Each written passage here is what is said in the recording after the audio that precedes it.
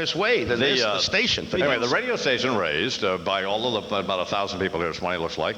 They all paid to get in, and all of the money goes to the Meeting Street Center. That's a great place. Yeah. So.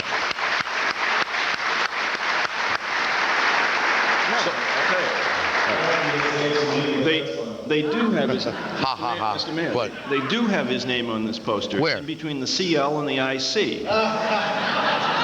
That's right. Oh. That's a good one. He did well. He did well.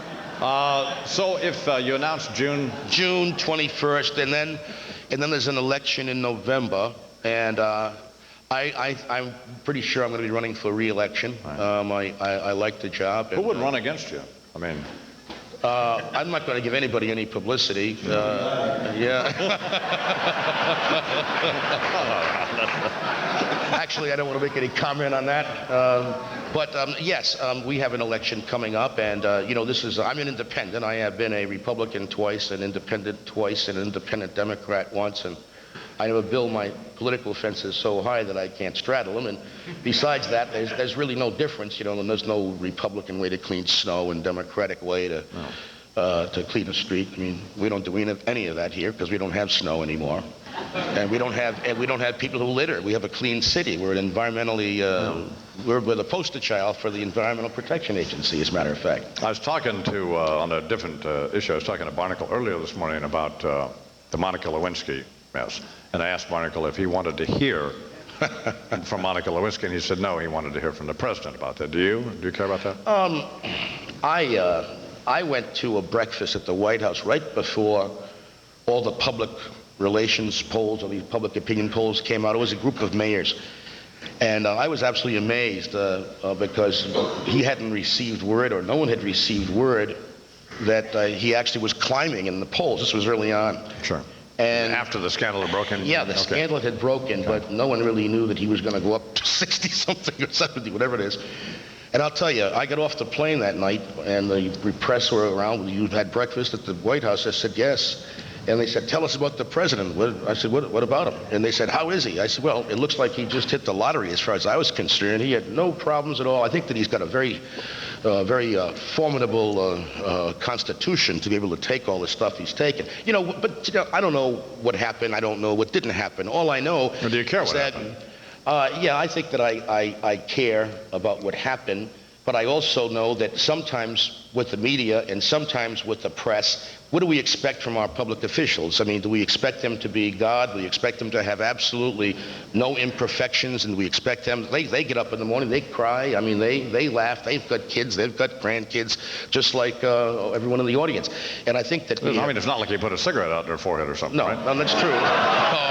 See, ancient history. Now that's... Now, you see... That's a private joke here in Providence. Yeah, it's a real private joke. Now that, you see, now that really didn't happen because I'm going to have to get you picked up for one of our unsolved murders. But I do care, but I think we expect a lot more from our public officials than we expect of ourselves sometimes.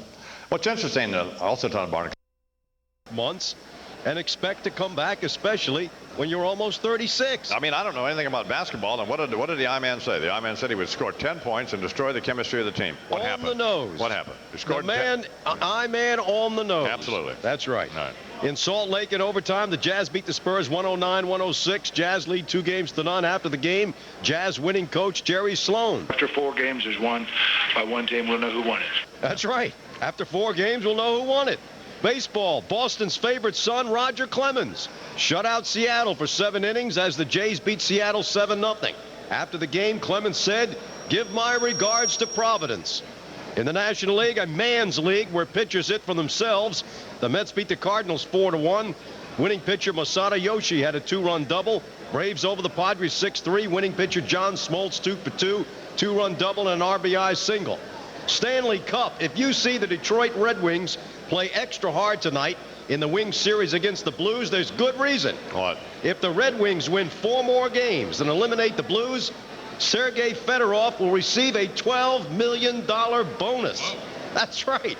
Said Fedorov, if I don't get the extra $12 million, I won't die because I played in Russia for 120 rubles, $5 a month. Heavyweight Shannon Briggs, who when last seen was being knocked out by Lennox Lewis, has blamed it on his trainer. Says Briggs, "I would now be the champ if I had had better instruction from my corner." That's right. Briggs needed a trainer to tell him, "Don't lead with your chin." And finally, entertainment mogul Michael Ovitz has offered a plan to build an NFL stadium in Los Angeles and bring back pro football to L.A. Bring back pro football to L.A.? Come on! The Raiders played 13 years in Los Angeles and went back to Oakland. The Rams played there and in Anaheim 40 years and moved to St. Louis. Not only does nobody care about pro football in Los Angeles, but most Los Angeles fans don't even know the Raiders and Rams left. Absolutely. For Honest of the Morning Sports, this is Warner Wolf. Warner Wolf here in the Honest of the Morning program. It is 7 minutes till the hour here on the Imus of the Morning program. Well, you know, the mayor's a great sport, isn't he? He's a great sport. Yeah. Very funny guy, good guy, terrific city. He's done a great job. He did put a cigarette on somebody, though, didn't he? No, that's not a true story. Something happened. Something happened. It was ugly. He was just a little misleading on the lack of organized crime, though, in Providence. Well, I don't think we need to dwell on that, do we? Well, I mean, I'm just wondering why in the Well, there are hotel... no criminals in Boston? Well, no, but in the hotel rooms here, they leave a little card that says, "Drink plenty of water to avoid dehydration before you're stuffed in the trunk of your car." I don't think that's It's not helpful. That's gratuitous. Yeah, it is gratuitous. Mayor liked. You can tell he liked. Yes. Yeah. Yeah, he did. Yeah. Both cheeks. Yeah, he did. He said, "Hey, you're a good guy. How's the family?" Oh, the mayor's, well, whatever. So, Well, what? well, there's nothing. Just kind of killing time. Want to play Scrabble? Well, we could. So, have you, do you know about this dead cricket test Fred conducted?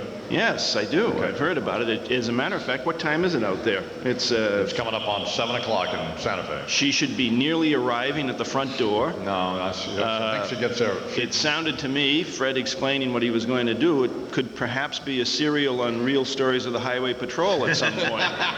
You know, Fred outside in the car, you know, "Get that dust mop.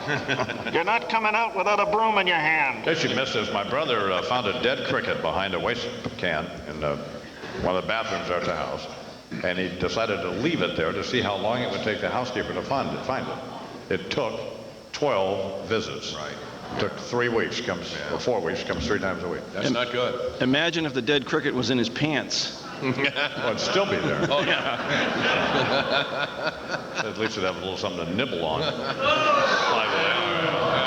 got the hungry for your love, and I'm waiting in your welfare line.